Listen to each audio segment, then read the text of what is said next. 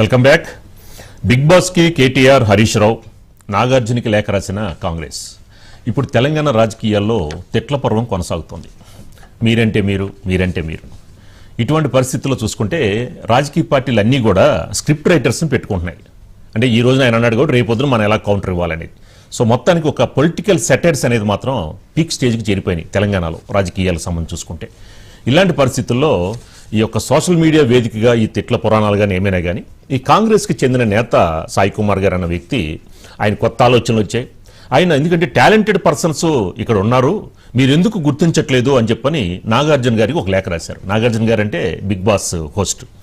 Big Boss 9 already success అయిపోయింది, మొన్నే complete అయింది. కాబట్టి బిగ్ బాస్ 10 కంటెస్టెంట్స్ కింద కేటీఆర్ని, హరీష్ రావుని ఎందుకు తీసుకోకూడదని కూడా వీళ్ళిద్దరు యొక్క గొప్పతనాలని చెప్తూ కూడా ఆయన ఒక లేఖ రాయడం జరిగింది.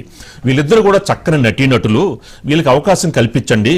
ఎందుకంటే ఆస్కార్ను సైతం వీళ్ళు ఆశ్చర్యపరిచే నటన ఉంది వీళ్ళ దగ్గర, ఒక అవకాశం వాళ్ళిద్దరికి ఇవ్వండి అని. అలాగే నటనకే నాట్యం నేర్పిన వీళ్ళిద్దరిని నవరసాలు పండించడంలో వారికి వారే సాటి, ఎందుకని మీరు అవకాశం ఇవ్వటం లేదు? మరి ఇంత చక్కటి నటీనటులకి మీరు అవకాశం ఇవ్వండి. బిగ్ బాస్ సంబంధించి టీఆర్పీ రేటింగ్ కూడా ఇంకా పెరిగే అవకాశం ఉంటుంది. ఈ విధంగా మీరు ఎందుకు ఆలోచించటం లేదు అని చెప్పని ఈ యొక్క మెట్టు సాయి కుమార్, ఈయన రాష్ట్ర ఫిషరీస్ కార్పొరేషన్ చైర్మన్, మన విజువల్స్లో చూస్తున్నాం.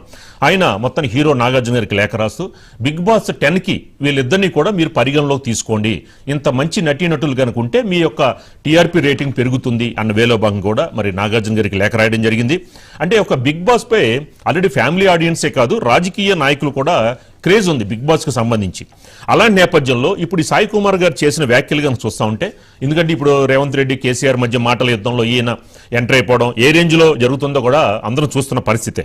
సో మొత్తానికి రేవంత్ రెడ్డి నోరు జారి మాట్లాడితే కాంట్రవర్సీ అవుతుంది. ఇలాంటి నేపథ్యంలో కేటీఆర్ గారు కౌంటర్ ఇవ్వడం, ఇన్ని తెలంగాణ రాజకీయాలు ఈ అంశాలు చర్చకు జరుగుతున్నాయి. అసలు అభివృద్ధి అనేది పక్కకి వెళ్ళిపోయింది. అంటే ఒక రేవంత్ రెడ్డిగా సీఎం మాట్లాడితే, సీఎంని తిట్టితే మన అదే విమర్శ అని బీఆర్ఎస్ అనుకుంటోందేమో తెలియదు. కానీ బిగ్ బాస్ 10కి మాత్రం నాగార్జున గారికి మీరు ఏదైతే తెలంగాణలో అవకాశం ఇవ్వండి, మంచి నటీనటులు ఉన్నారు, కేటీఆర్ గారు, హరీష్ రావు గారు, వీళ్ళు ఆస్కార్నే ఆశ్చర్యపరిచే వీళ్ళ దగ్గర అంత టాలెంట్ ఉంది, మీరు అవకాశం కల్పించండి అని చెప్పని సాయి కుమార్ గారు లేఖ రాయడం ఇప్పుడు సోషల్ మీడియా వేదిక కానీ అలాగే రాజకీయ వర్గాల్లో, అధికార వర్గాల్లో కూడా దీనిపైన తీవ్రమైన చర్చ జరుగుతుంది.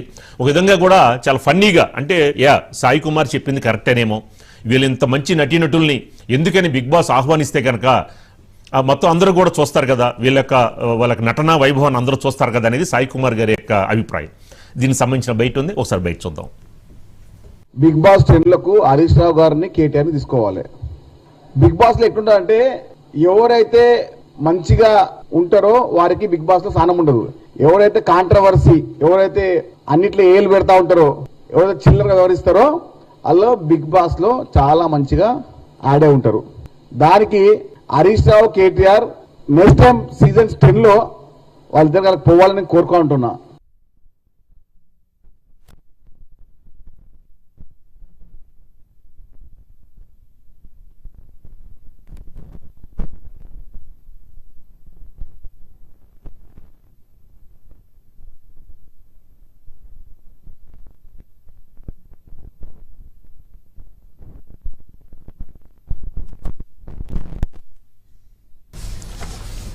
సో